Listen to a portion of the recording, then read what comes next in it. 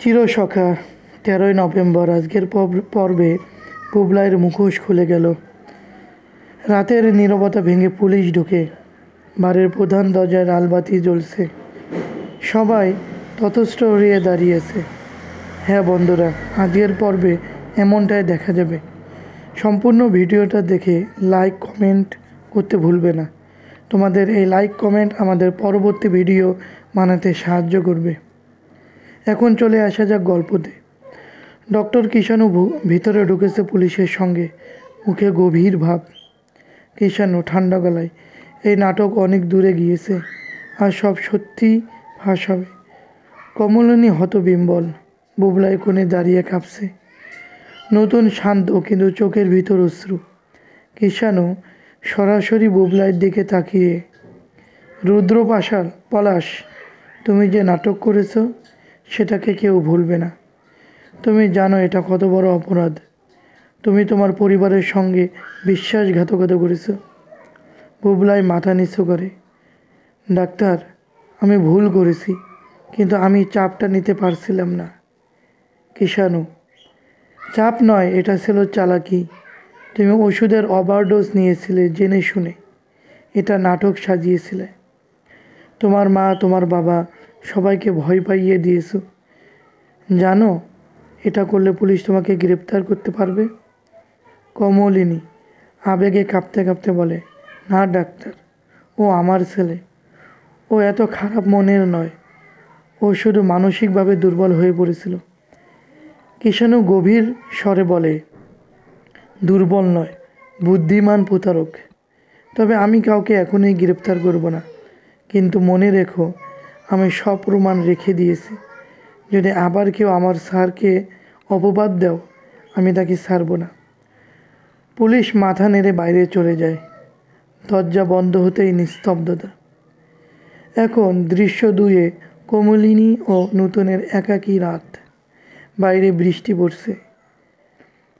কমলিনী জানালার পাশে দাঁড়িয়ে কাঁদছে। নূতন চুপচাপ এসে দাঁড়ায় কমলিনীর পাশে। নূতন বলে, কমলিনী, এত রাতে আর কেঁদো না। ঘরে তোমার মা আছেন, ছেলেমেয়েরা আছে, নিজেকে ভেঙে ফেলো না। কমলিনী ভাঙ্গা গলায় বলে, আমি কি করব নতুন? সব দিক থেকে আমি হেরে যাচ্ছি। আমার মনে হচ্ছে আমিই সব সমস্যার মূল। আমি না পারছি তোমাকে খুশি করতে, না পারছি তোমাকে ছাড়তে। আমার ছেলেমেয়েরা, আমার সংসার, কিছুই ঠিক করতে পারছি না। নতুন, আমি তো তোমাকে কিছুই করতে বলিনি। আমি শুধু বলেছি সময় নাও, সব কিছু হঠাৎ বদলাবে না। আজ তুমি যেখানে দাঁড়িয়ে আছো, কালও সেখানে দাঁড়িয়ে থাকো। কারণ আজ তুমি বুবলাইয়ের জন্য আমাকে অপমান করেছো। কাল যদি অন্য কিছু হয়, তখনও আমাকে দোষ দিবে।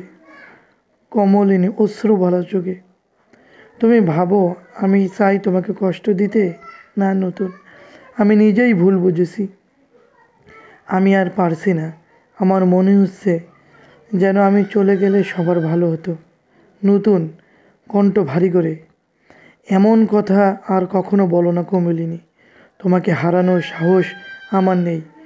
তুমি আছো বলেই আমি বেঁচে আছি।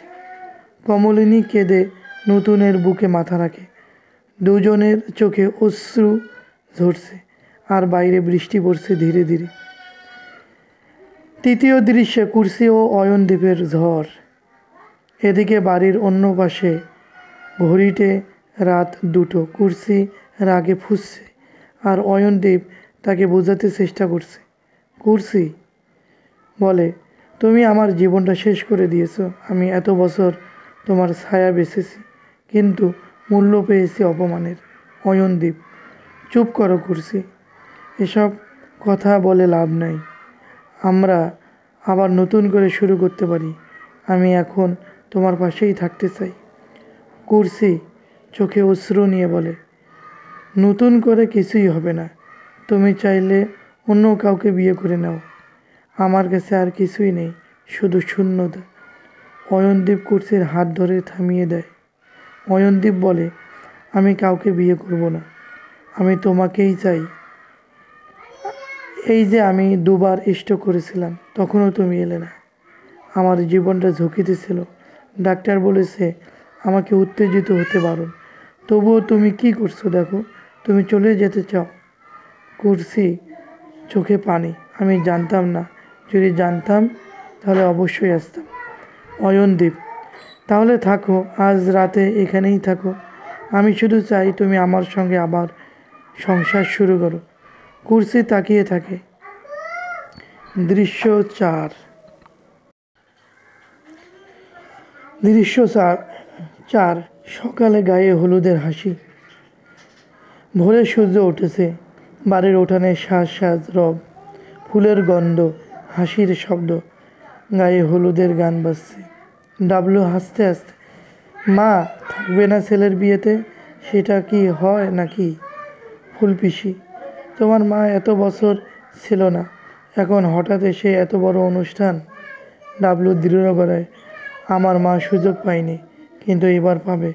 কেউ কিছু বললে আমার কিছু যায় আসে না।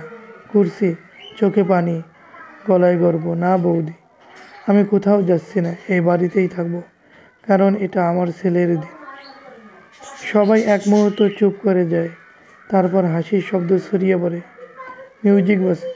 আবার শুরু হলো নতুন এক সকাল। দৃশ্য 5। শেষ মুখোমুখি। কিষাণুর সতর্কতা। এদিকে হসপিটালে ডক্টর কিষাণু আবার বুবলাই ও বর্ষার দিকে তাকিয়ে বলছে। কিষাণু বলে, আপনারা যে নাটক করেছেন তার পরিণতি ভয়াবহ হতে পারত। শুধুমাত্র আমি পুলিশের কাছে রেকর্ড জমা দেইনি, কারণ আমার স্যার আপনাদের আত্মীয়।